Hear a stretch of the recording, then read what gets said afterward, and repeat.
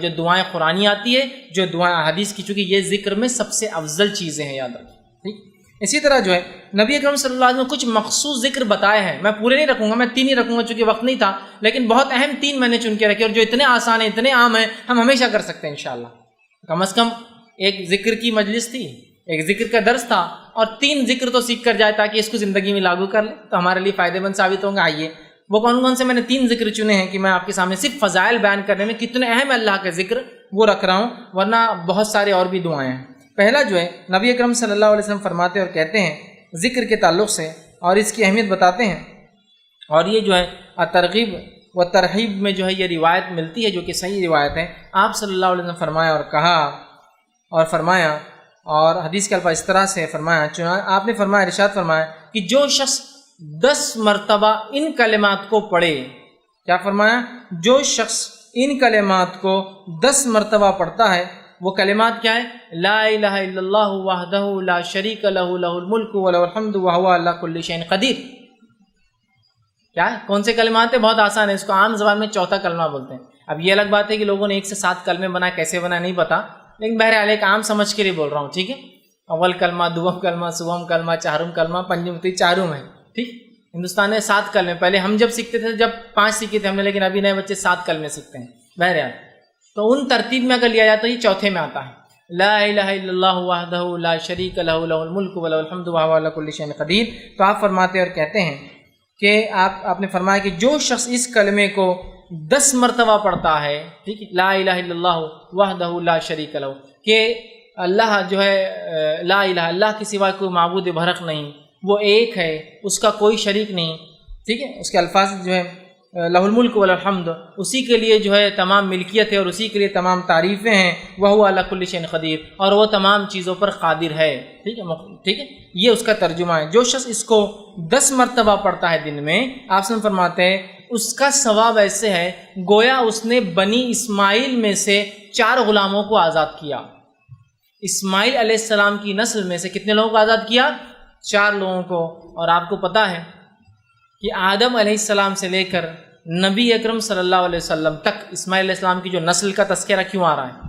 آدم علیہ السلام سے لے کر نبی اکرم صلی اللہ علیہ وسلم تک آپ سے فرماتے ہیں اس نسل میں کسی نے بھی زنا نہیں کیا، کیونکہ انبیاء جو ہوتے سب سے پاکیزہ نسل میں پیدا ہوتے ہیں، سمجھے؟ مشرک گزرے ہیں وہ ایک الگ چیز ہے، لیکن کوئی جو ہے زنا نہیں کیا، مطلب ولد الزنا یا زنا کی اولاد یا زنا نہیں کیا کسی، اتنی پاکیزہ نسل ہے یہ، آدم علیہ السلام سے لے کر اسماعیل علیہ السلام، اسماعیل علیہ السلام سے لے کر رسول اللہ صلی اللہ علیہ وسلم تک، سمجھ رہے ہیں آپ؟ تو کہا اس نے بنی اسماعیل میں سے 4 غلام آزاد کیے۔ غلام آزاد کرنا بہت اجر ثواب کام ہے۔ کیا کرنا ہے آپ کو؟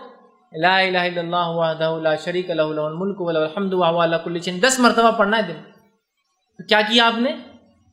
بنی اسماعیل میں سے 4 غلام آزاد کر دی، صرف 10 مرتبہ کلمے کو پڑھنا ہے۔ کتنے فضائل اندازہ لگا۔ دوسری فضیلت جو ہے ایک اور ذکر کی جو میں آج رکھ رہا ہوں، ویسے بہت ہے لیکن 3 میں نے چنے ہیں صرف۔ دوسری فضیلت والا ذکر ہے جو بہت آسان ہے، ہم سب کر سکتے ہیں، وہ یہ ہے جو کہ ترغیب و تہذیب، اسی میں جو یہ بھی صحیح روایت ہے، بہت مشہور اور معروف روایت ہے کہ آپ صلی اللہ علیہ وسلم نے فرمایا جو شخص نماز کے بعد 33 مرتبہ الحمدللہ، 33 مرتبہ سبحان اللہ، 33 مرتبہ اللہ اکبر کہتا ہے اور آخر میں یہ کہتا ہے لا الہ الا اللہ وحدہ لا شریک لہ لہ الملک ولہ الحمد وہو علی کل شیء قدیر، وہی جو میں نے اس سے پہلے رکھا۔ تو 33 بار جو ہے اس شخص نے جو ہے الحمدللہ کہا، 33 بار سبحان اللہ کہا، 33 بار اللہ اکبر کہا، اور اس کے آخر میں یہ کہا، چونکہ 33 اور 33 ہو گئے 99 اور آخر میں 100 کی گنتی پوری کر دی، یہ کہہ کر کہ لا الہ الا اللہ وحدہ لا شریک لہ لہ الملک ولہ الحمد وہو علی کل شیء قدیر۔ تو آپ فرماتے اور کہتے ہیں جب یہ کہتا ہے تو آپ سے فرماتے ہیں کہ جو ہے اس کے فائدہ یہ ہے تو اس کے سارے گناہ معاف کر دیے جاتے ہیں، گویا اگر اس کے گناہ سمندر کے جھاگ کے برابر بھی ہو تو۔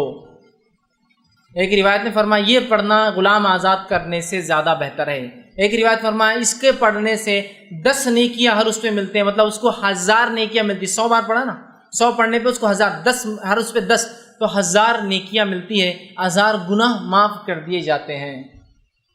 یہ فضائل اتنا آسان ہے نا کہ سارے گناہ حتیٰ کہ سمندر کے جھاگ کے برابر گناہ ہو کتنے کثرت سے سب معاف کر دیا جاتے، صرف ہر نماز کے بعد 33 مرتبہ 33 مرتبہ 33 مرتبہ الحمدللہ سبحان اللہ الحمدللہ اور اللہ اکبر کہہ دے، اس کے سارے گناہ معاف.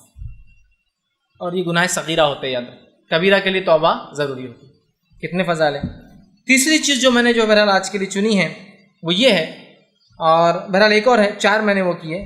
تیسری چیز جو چنی ہے وہ بھی بڑی آسان ہے، بہت آسانی سے ہم کر سکتے ہیں اور سب کو یاد ہے.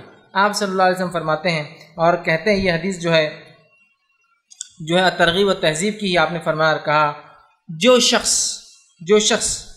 ٹھیک ہے یہ پڑھے جو ہے لا حول ولا قوت الا باللہ. حدیث کا الفاظ اس لیے ہے قل لا حول ولا قوت، جو شخص اس کا وظیفہ کرے لا حول ولا قوت الا باللہ فإنہ کنز من کنوز الجنہ. یہ حدیث کے الفاظ ہے قل لا حول ولا قوت الا باللہ فإنہا کنز من کنوز الجنہ، کہ جو شخص لا حول ولا قوت الا باللہ یہ پڑھیں گا تو یہ جنت کے خزانوں میں سے ایک خزانہ ہے.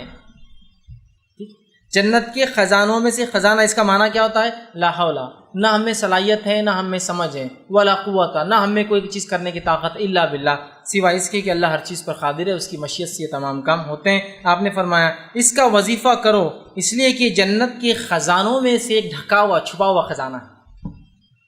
لا حول ولا قوت الا باللہ، اتنا ہی پڑھنا ہے، کبھی بھی آپ پڑھ سکتے ہیں، عام ہے. چوتھا جو ایک حدیث جو صحیح بخاری کی ہے، اور صحیح بخاری کی آخری حدیث ہے، یہ لاسٹ، ٹھیک ہے. حدیث کے الفاظ دیکھیے کیا ہے، کلمتان حبیبتان الی الرحمن، 2 کلمے ایسے ہیں جو رحمان کو بڑے پسند ہیں. خفیفتان علی اللسان، بہت آسان ہے انسان کی زبان پہ، بڑے ہلکے ہوتے زبان کے اعتبار سے. ثقیلتان فی المیزان، لیکن بہت وزنی بھاری ہوں گے روز قیامت میزان کے اندر. سبحان اللہ وبحمدہ و سبحان اللہ العظیم. 2 کلمے ایسے ہیں جو رحمان کو بڑے پسند ہے، ہونٹوں پر بڑے ہلکے ہیں، میزان میں بڑے بھاری ہے. سبحان اللہ وبحمدہ و سبحان اللہ العظیم. 2 ہی کلمے، کس کو یاد نہیں؟ سب کو یاد ہے، بس اٹھتے بیٹھتے سوتے جاگتے جب یاد آئے سبحان اللہ وبحمدہ و سبحان اللہ العظیم پڑھ دیجیے، ہوگے. سمجھ رہے آپ؟ تو یہ بڑی اہمیت کی حامل ہے، اور کتنے فضائل ان کے دیکھیے آپ بتائے جا رہے ہیں ان کے پڑھنے کے بارے میں. اور یہ بہت آسان عمل ہے، یاد رکھیں، ٹھیک. تو ہم اللہ کے ذکر کے معاملے میں بہت محتاط رہیں.